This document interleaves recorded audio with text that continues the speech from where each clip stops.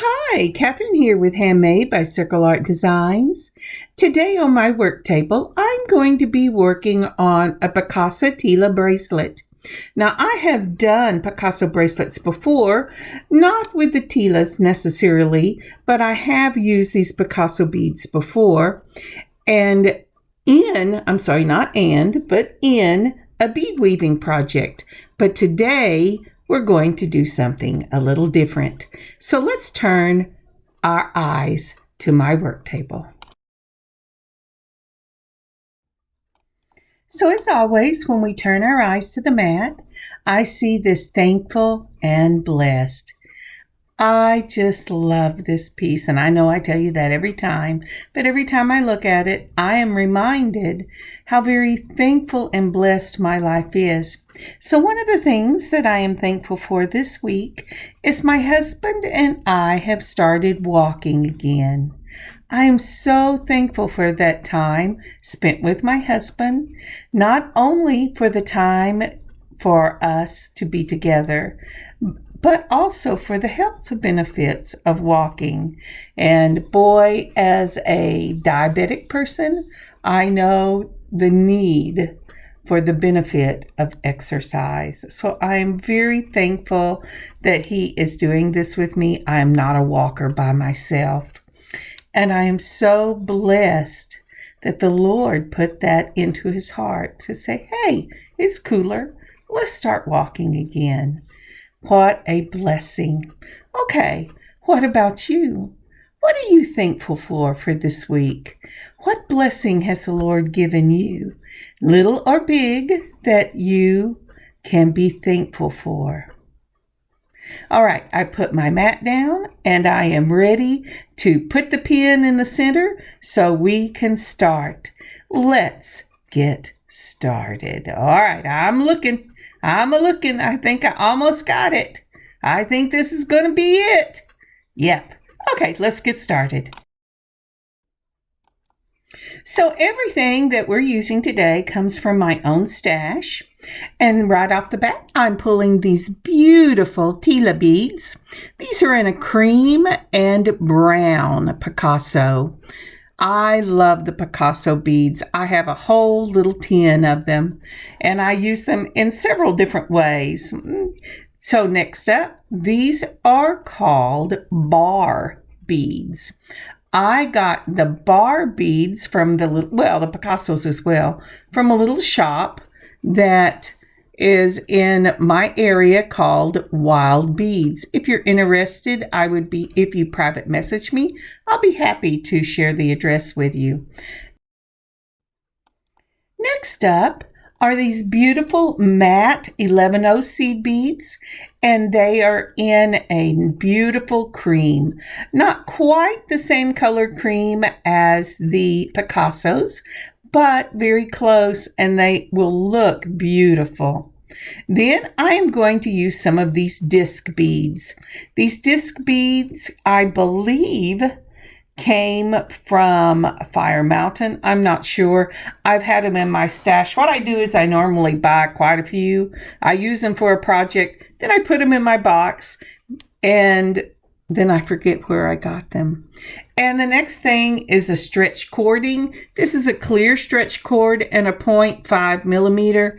The reason I'm using this small 0.5 is so it will go through these seed beads, because you have to be careful the thickness if you're going to use 11-0s. If I was using like an 8, I would go with a thicker cord, but these are nice lightweight beads and it shouldn't be a problem. The next thing I was showing you, I picked this up, that little clip up from the Dollar Tree, and I got 6 of them in a little bag, and I use them for sewing, I use them for my beading, and that's just so that I don't have to worry about the beads coming off the end. Now for this particular piece, I am cutting 2 lengths of the stretch cording.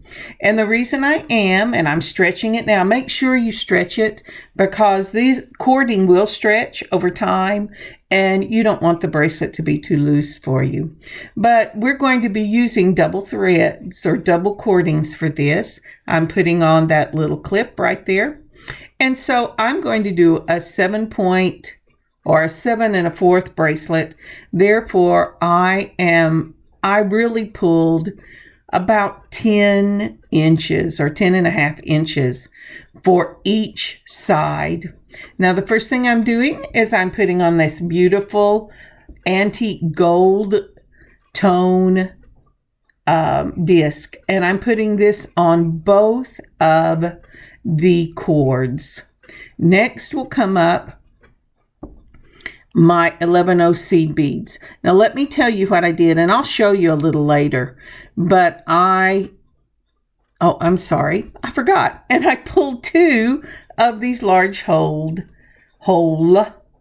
needles, and I'm trying to get it open for you right here. I'm going to put my stretch cord into the hole in these needles because I find it easier with the Tila beads and with these 11/0 seed beads to go ahead and use the needles for this. You don't have to. I can tell you that sometimes I do and sometimes I don't. But today I decided that I would go ahead and use the needles.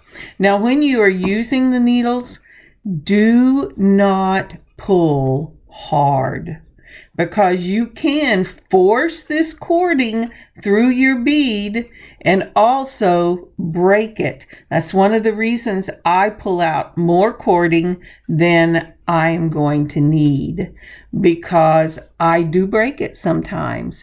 It decides it's not going to go through my bead, or over time pulling it through the beads over and over again, it will break. So make sure you give yourself extra. All right. So now then, I have taken 3 of these 11/0 seed beads, and I am putting 3 on each cord and moving it down to the disc bead. Now, I will tell you right off the bat that once I got this bracelet finished, I backed off 2 of those seed beads because I decided I wanted to do something different than I originally had planned. After you put on your seed beads, whether it's 1 seed bead on each one or 3, go ahead and put your bead bar on, and for that one you're going to go ahead and put I'm sorry, my brain has just lost itself. Okay, for that one, you're going to make sure you put a needle on each side of the hole. All right, after that, making sure that you're keeping your cording straight and not twisted because it's easier to get these needles confused. You're putting on 2 more 11/0 seed beads. Then you're going to put on a Tila. And these Tila beads and the Picassos, they're really the reason why you have some trouble getting this through your cording, because those little holes don't like to, even at a 0.5, they're not real happy with going through the larger, longer bead. And you know, it's the same size hole as you have in your 11/0s, but it's longer and it gives it some trouble. Let me move this up so you can see what I've done. So you have your disc, your 3 11/0s, your bar, 1 on each side of the 11/0, and a Tila. And I'm going to continue that again with 1 11/0 on both sides. I'm trying to make sure. See, I got mine twisted and I'm going, what did I do? And it's real easy. Just always make sure before you put on your next 2-hole bead that you've got that straight. So I'm putting on an 11/0 on one side and an 11/0 on the other side, just like that. Going to pull them down You would think it would be the 11-0 that would give you trouble, but it isn't. Then we're going to go ahead and put on the bar bead. Again, it has the smaller length to go through. It's a little hard, and I have to tell you, I went ahead and used my chain nose pliers to pull. You just have to be very careful. And I went ahead, and after I've done that, I pull that bar bead down so that you've got your 11 O's, one on each side, and then your bar bead. Isn't that a pretty combination? And did you notice I put a French manicure on my nails? Oh my goodness, I got tired of looking at them. Okay. All right, so we're going to go ahead and put an 11-0 again on each side, just like that. We're going to get a bar bead next, moving it down. So now then you have the 11 O's, the bar bead, and the 11 O's. And then I'm going to go ahead and put the Tila on, and I will be using just like that. And I've tried everything. I've tried putting both of the needles on at the same time, a needle on and then the other needle on. It doesn't seem to matter which one you do. Oop, I almost put that one in backwards. That would have been sad. And so, but just be very careful when you're pulling it through because it's tight. But it makes such a beautiful finished piece and easy to wear. I just love it. Aren't those Picasso Tilas? Aren't they gorgeous? Oh, I'm going to be doing some more things with these Picassos because it's been a year since I've got to work with them. Oh, and I'm sorry, my hands are really shaking. That is one of the reasons why I am having to use my pliers, my chain nose pliers for that. So next, after that Tila, comes your two 11 O's, one on each side, then your bar, and then two more 11 O's, one on each side. And this is going to be the pattern that we use all the way across the bracelet. I will tell you there were a couple of things that I did that I took out. One of them was after 2 inches, I added another disc bead. I didn't like the way that felt on the wrist. Another one was I was thinking about doing a couple of disc beads in the center on the top. And then I thought, I'm just making this extra hard on myself, and I'll show you how I did it in just a moment. But anyway, like I said, this is the pattern. We've got our Tila on, and did you see that? I threw a little piece on the floor, not on the floor, on the mat. That was because I had pulled it too hard and broke a piece of the cording. Make sure you get a lot of cording for this bracelet.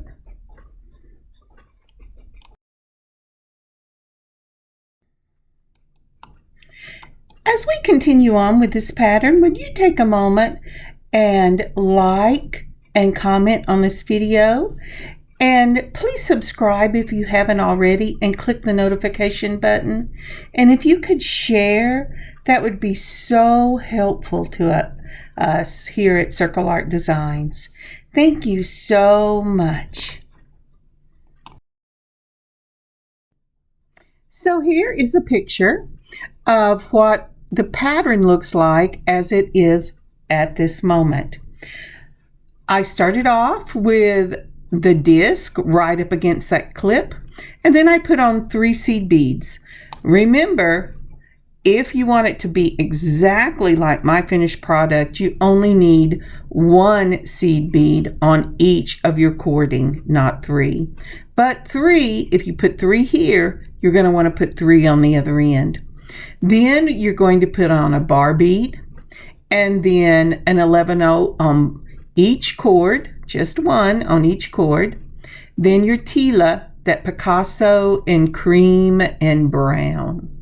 Then 11-0, then a bar bead, your 11-0, a Picasso, 11-0, bar bead, 11-0, and Picasso. And we're going to go ahead and carry this pattern all the way to the end of this bracelet. Now, if you are making a bracelet that's the same as mine, which is a 7 1/4, then you would have the exact amount of beads that I use. But I'm not going to tell you what that is because you need to measure, because everybody is different. Everybody likes their stretch bracelets to fit differently, some tight, or not too tight because it really does a number on your cord after a while, or loose. It doesn't, it's just up to the individual person as to how you like your stretch bracelets to fit. And you don't want them to be so tight that they pull and you can see the cord between them. You want this to look elegant. And to be elegant, there needs to be a little play in your cording so that it's not pulling like it looks like a rubber band whenever you put it on a jar that is too big. Have you ever done that? I have done that. Better yet, have you ever had a rubber band pop you in the face because it decided to break because you were trying to force it onto something where you had done it too small? I've done that. So we don't want that to happen with our bracelets. All right. I'm going to work all the way down to the end of this bracelet, and then I'll show you how I finish it off. And we are back. Now, isn't that beautiful? I just love this bracelet. Every time I pull out my little tin of Tila beads or tile beads, I just love them. Now, I have put another clip on both cords because I do not wish to lose this. All right, let's see if my hands will get out of the way so you can see what I'm doing. Okay, this is where I've decided to take off 2 and to go ahead and leave just 1 with that disc bead on the end. The reason being, as I said, I was going to put the discs in the middle, and I thought, that's crazy, Kathryn. You're putting them on here in the first place to hide the knot.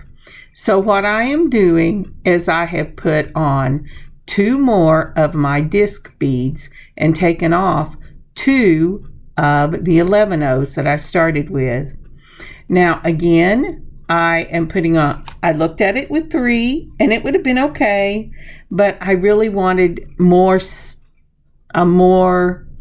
not space isn't the right word, a more substantial center, because this is going to end up being the center of my bracelet. So I went ahead and I have put on 4 of those disc beads. So 1, 2, 3, 4. Now, and remember, the disc beads go on both of the cords. I have moved it up a little bit to make sure I have my cords separated. I have tried 2 different things with this. I tried one, at first I thought, oh, I'll tie each side. And then I thought, no, I'll tie it together. But what I did is this. So remembering stretch bracelets 101, I took off 2 of the discs and I put 2 on each side, and I'm going to tie my knot between those 4 discs. I tie it once on the top, then a second time on the top. Then I'm going to wrap this around to the bottom. Remember, you're tying 4 cords, so make sure you get them all. Then I'm going to bring it around to the bottom and tie it once on the bottom, just like that. And then I'll bring it back around to the front and tie it once more and cut this off. Now, the tricky part was, because there are 4 cards, is getting that knot to jump into that little hole. The first thing I did was I took my big scissors, which was a mistake. I tell you, it was a mistake. I knew it was a mistake when I tried it, but I didn't want to get up and go get my other. So I cut it off, and what happened was you can't get close enough to it to get it to actually jump, to get the ends completely cut. And it was still too big for me to get it in that hole, but you can kind of see what it's going to look like. So I'm going to show it to you right here. Isn't that pretty? I just love that. You can make, oops, sorry about that. I twisted it. So you can make that the top, or you can make the discs, the top, and I wear it with the discs on top. But I'm still messing with that little bundle of stretch cording. What I'm going to do is I'm going to get my flush cutters, which I should have got in the first place, and cut it off and then make it bounce. You kind of gently tug till it swallows at least most of your knot. Now, if I was only using one cord, it would swallow all of it, but it didn't love it, and so it didn't want to swallow all of it. And here is the bracelet on my heart, lace heart. Now, isn't that lovely? I just love this combination. I love the Picassos. You cannot go wrong with Picassos. They are just gorgeous. I also have some of the tortoiseshell Tilas that I'm going to make a piece out of, but I wanted to start with this one. It reminds me not just of fall because of the colors, but also it would be perfect for winter because, again, of the colors. I am old school. You know, you wear cream at certain time and white at other times.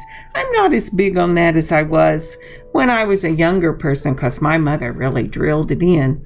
But it's just a beautiful fall or winter bracelet. Isn't that just, it's so classy, so elegant, and so lightweight and easy to wear. I just love it. Alrighty, I'll put pictures at the back. Thank you so much for joining me today on this beading adventure. I'm sorry I didn't get one out on Tuesday. It was just not going to happen. This has been Visit the Doctor week, and I've had to do tests and talk and all that, and it's just been a crazy week. But I'm glad I had this time to spend with you. You know, holiday season is fast approaching. Please stop by our shop at circleartdesigns.net and see what we have. Maybe there's something in there for you. God bless you. God keep you safe. May you have a wonderful beading adventure this weekend, and I'll see you next week. Kathryn, handmade by Circle Art Designs. God bless.